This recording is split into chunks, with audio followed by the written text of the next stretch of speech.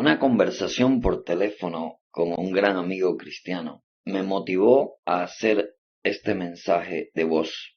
Y quiero comenzar con una cita que está allí en Salmos 53, versículos del 1 al 4. Dice el necio en su corazón: no hay Dios. Se han corrompido e hicieron abominable maldad. No hay quien haga lo bueno. Y Dios desde los cielos miró sobre los hijos de los hombres para ver si había alguno que entendiese algo, que buscara a Dios. Cada uno se había vuelto atrás. Todos se habían corrompido y no hay quien haga lo bueno, no hay ni aun uno. Es interesante notar que la palabra de Dios afirma que el necio dice en su corazón no hay Dios.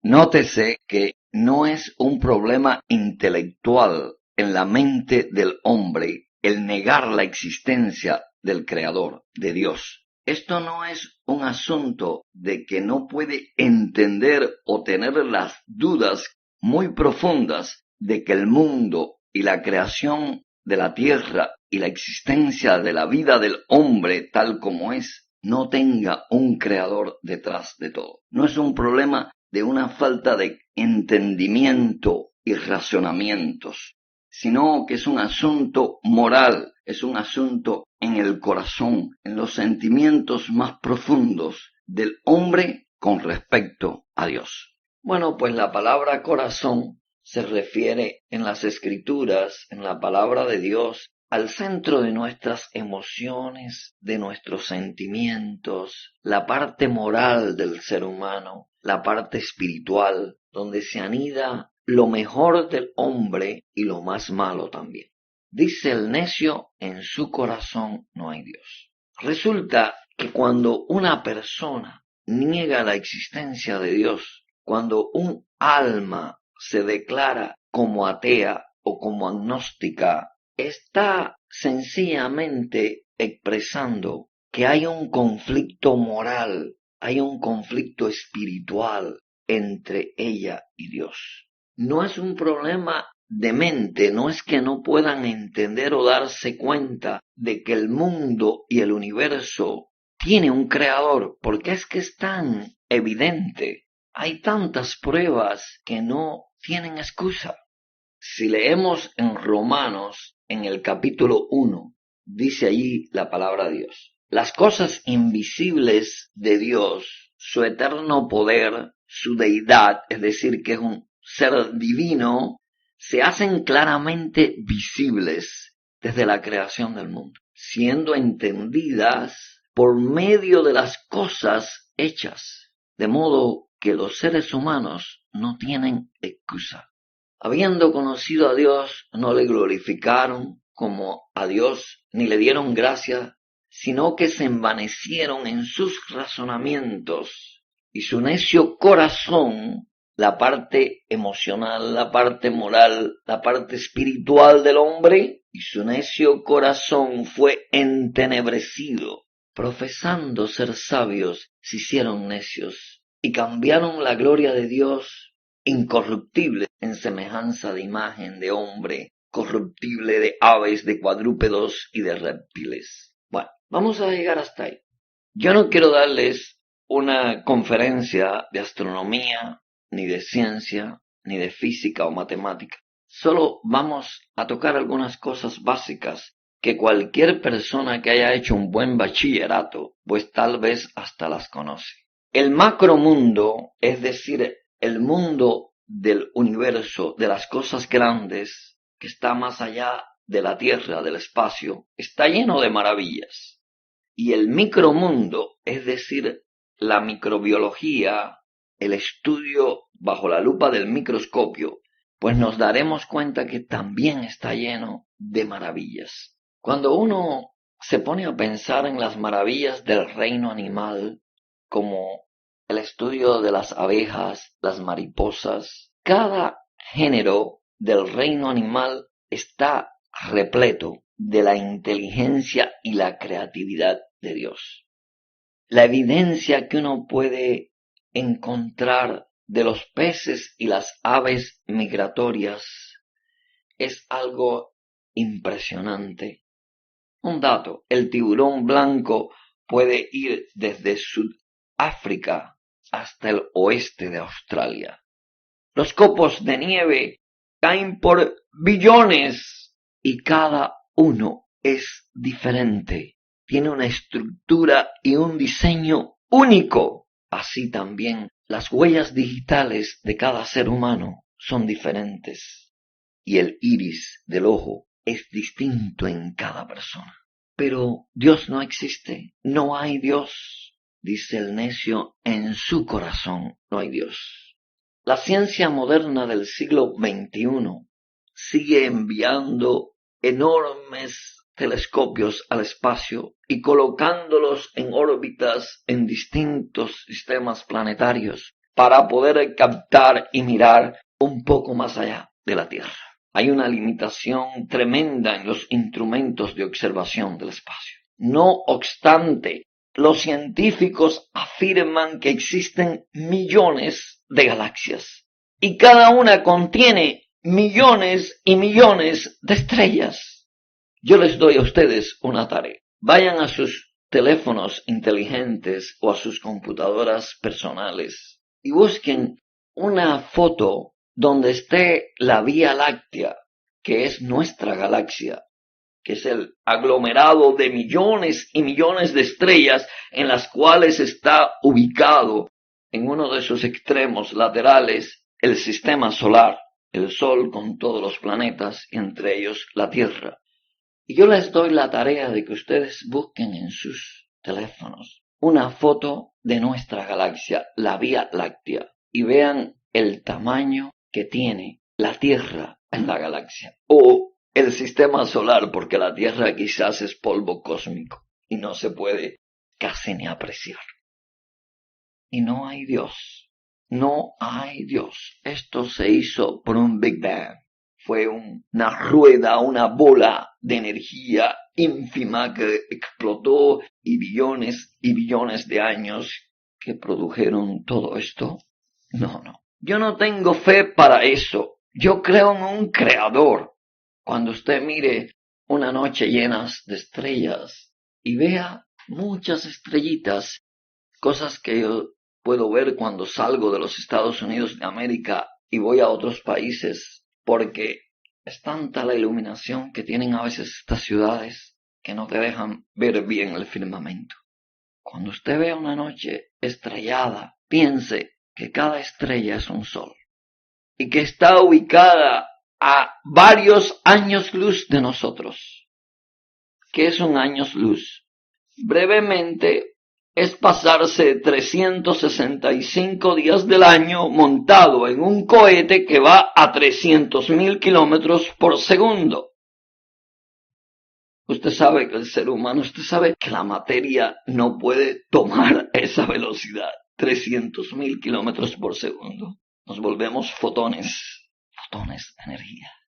Usted sabe que se cree que las estrellas más cercanas a nuestro planeta Tierra estarían allí en el sistema de Alpha Centauri, a unos 4 años luz.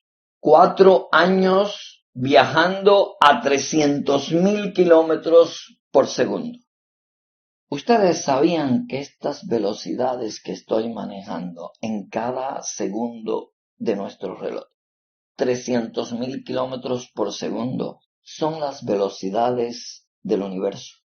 ¿Usted ha leído alguna vez sobre la expansión del universo? ¿Sabía usted que los científicos están diciendo que todas las galaxias se están alejando unas de otras y que ellos no saben a dónde van? ¿Usted se había puesto a pensar alguna vez en su vida que la Tierra gira alrededor del Sol a 30 kilómetros por segundo? Investigue usted en Dr. Google la velocidad de traslación solo de la Tierra es 30 kilómetros por cada segundo de nuestro reloj. Mire, sinceramente son cosas que no nos caben en la cabeza. Vamos a dar una pequeña mirada al micromundo.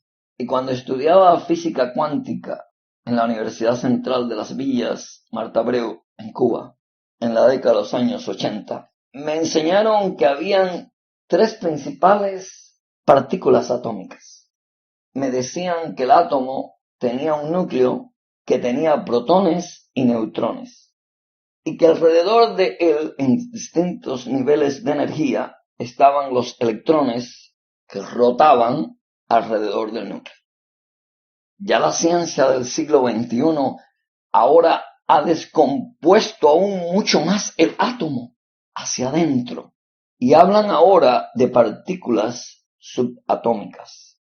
Es decir, hay positrón, hay neutrino y hay otras. Pues mire, nótese qué interesante la cita que está en Eclesiastés 3:11. Dice, todo lo hizo hermoso en su tiempo y ha puesto eternidad en el corazón de ellos, sin que alcance el hombre a entender la obra que ha hecho Dios desde el principio hasta el fin. ¿Saben cómo yo interpreto este versículo? Dios ha puesto infinidad, infinitud, tanto en el macromundo como en el micromundo. Y el hombre no podrá llegar a entender la obra hecha por Dios desde el principio hasta el fin. Nunca. ¿Por qué ha puesto infinidad Dios? Porque Dios es infinito. Un ser creador que no transcurre en tiempo y espacio, que siempre ha existido, que es infinito por su propia naturaleza, crea y proyecta una creación infinita. Sencillamente, cuando vamos a las plantas, solo quiero mencionar un dato y se los dejo de tarea también. Averigüe usted, investigue lo básico de lo que significa la fotosíntesis. Es el proceso por el cual la energía del sol se convierte en una energía química en la hoja verde de las plantas y produce azúcares. Este proceso, impulsado por la energía de la luz solar, crea moléculas de glucosa a partir de agua y dióxido de carbono. Y usted sabe lo que liberan las plantas. Liberan oxígeno, que es lo que nosotros respiramos. Pero no hay un creador. Si usted va a la química, a las ecuaciones químicas y matemáticas que se generan en la célula de una hoja verde, usted encontrará una fábrica química más poderosa que cualquiera de las que ha creado el hombre en esta tierra. Dice el necio en su corazón, no hay Dios. Esto es más interesante todavía. Cuando yo vivía en Cuba, habían unos modelos de construcción soviética que importó el gobierno cubano de los rusos, y habían una serie de zonas de edificios en las que usted pasaba y usted se daba cuenta que era un modelo ruso, soviético. Todos eran parecidos y no importaba a qué ciudad uno fuera y viera el mismo diseño arquitectónico. Bueno, pues mire, usted se había puesto a pensar en algo. El creador de los cielos y la tierra también tiene un diseño, también nos deja un legado, también nos deja una forma donde él firma su creación. Y es interesante cómo se parece el modelo del átomo como una unidad estructural ínfima del micromundo, de la materia, de las partículas que tiene toda cosa inerte. Tiene un átomo y tiene un núcleo y giran electrones alrededor de él. Y pensar que el sistema solar también tiene el Sol y todos los planetas giran alrededor de él y no hay Dios, entonces no hay un creador, no hay un ser supremo detrás de todo esto. Estoy muy consciente de que este es uno de mis mensajes más largos. Pero bueno, para aquellos que quieran profundizar en este tema del agnóstico y ateo que ha declarado en su corazón no hay Dios. Y quiero argumentarles un último punto interesante. Si le preguntáramos a un ateo cuál sería la computadora más potente y eficiente que hay en el mundo, seguro que ellos probablemente contestarían, pues una de las computadoras más eficientes serían aquellas que ponen en órbita los satélites alrededor de la Tierra. Las computadoras de la NASA, me refiero. Otros dirían, estas computadoras que tienen los gobiernos del mundo, con unas enormes bases de datos capaces de controlar a millones y millones de personas y saber quién es Fernández, García, Pérez, por ejemplo. Y otros ateos dirían, no, la computadora más poderosa de la Tierra es aquella que cuando el piloto presiona el botón de modo automático, lleva al avión de un punto de la Tierra a otro. Y él puede ir mirando una revista o conversando con el copiloto. Ninguna de estas respuestas es para un cristiano la más adecuada. Para el cristiano que cree en la creación, la computadora más potente, veloz y grande que pueda existir en el universo es el cerebro humano. Es este el creador de la computadora del mundo del siglo XXI y del siglo XXII y XXIII si es que el mundo llega. Siempre el creador será el hombre. Es el hombre el que es capaz de decir la memoria de la computadora no es suficiente. El procesador que tiene este computador no es adecuado para desarrollar esta o aquella tarea. Tiene un virus la computadora, no está dando los resultados competentes. Queridos amigos, no soy médico, pero sin ser médicos deberíamos asomarnos a mirar el ABC del cuerpo humano, estudiar lo básico del sistema endocrino, del sistema renal o digestivo y conocer lo más básico del sistema inmunológico que tenemos cada uno de los seres humanos. El cuerpo humano está lleno, pero lleno de maravillas y son todas ellas evidencias indiscutibles de que hay un creador, de que hay un Dios que nos hizo a su imagen y a su semejanza. Ya voy a tocar unos versos de la Biblia para el siglo XXI que están muy fuertes, demasiado fuertes y muy radicales. Y es interesante que he encontrado una versión de la Biblia que se llama Traducción en lenguaje actual. Yo nunca había visto esta versión, pero esta es la que siento de parte del Señor decirla aquí.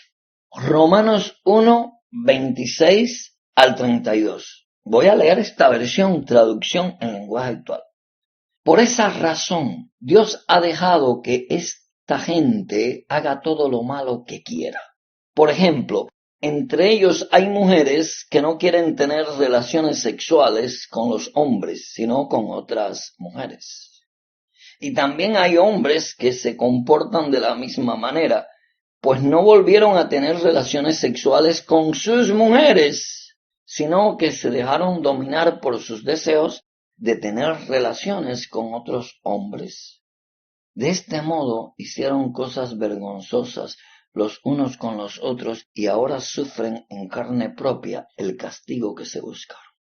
Versículo 28 dice, como no han querido tener en cuenta a Dios, Dios los ha dejado hacer todo lo malo que su mente inútil los lleva a hacer. Son gente injustas, malvadas, codiciosas. Son envidiosos, asesinos, peleadores, tramposos y chismosos. Hablan mal de los demás, odian a Dios, son insolentes y orgullosos y se creen muy importantes. Siempre están inventando nuevas maneras de hacer mal y no obedecen a sus padres. No quieren entender la verdad, ni se puede confiar en ellos. No aman a nadie, ni se compadecen de nadie. Versículo 32 dice, Dios ya lo ha dicho, y ellos lo saben, que quienes hacen esto merecen la muerte. Y a pesar de eso, no solo siguen haciéndolo, sino que felicitan a quienes también lo hacen. No hay Dios. No hay Dios porque sencillamente concluyo de esta manera. Si Dios existe, entonces Dios es creador. Si Él es creador, Él es bueno y yo soy malo. Yo soy criatura, hijo de Adán y de Eva, y tengo el cáncer del pecado en mí. Necesito de manera urgente un Salvador, un Redentor que me redime, que me salve de este estado de corrupción en el que yo me encuentro. Y este Salvador y este Redentor, cuando opera en mi vida y cuando comienza a crear una nueva criatura, paulatinamente me va transformando y me va llevando a un nuevo estilo de vida. Yo no quiero, por tanto, no hay Dios. Dijo el necio en su corazón, no hay Dios. Termino diciéndoles que Juan 3:16, los teólogos afirman que es como el corazón de la Biblia, porque de tal manera amó Dios al mundo que ha dado a su Hijo unigénito para que todo aquel que en él crea no se pierda, mas tenga vida eterna. Porque no envió Dios a su Hijo al mundo para condenar al mundo, sino para que el mundo sea salvo por él. El que en él cree no es condenado, pero el que no cree ya ha sido condenado porque no ha creído en el nombre unigénito del Hijo de Dios. Y esta es la condenación, que la luz vino al mundo y los hombres amaron más las tinieblas que la luz, porque sus obras eran malas. Usted y yo hemos decidido creer en Dios y creer que somos pecadores y que necesitamos de forma urgente un Salvador. Y démosle la gloria a Dios siempre, que nos ha revelado la luz del glorioso Evangelio de Jesucristo.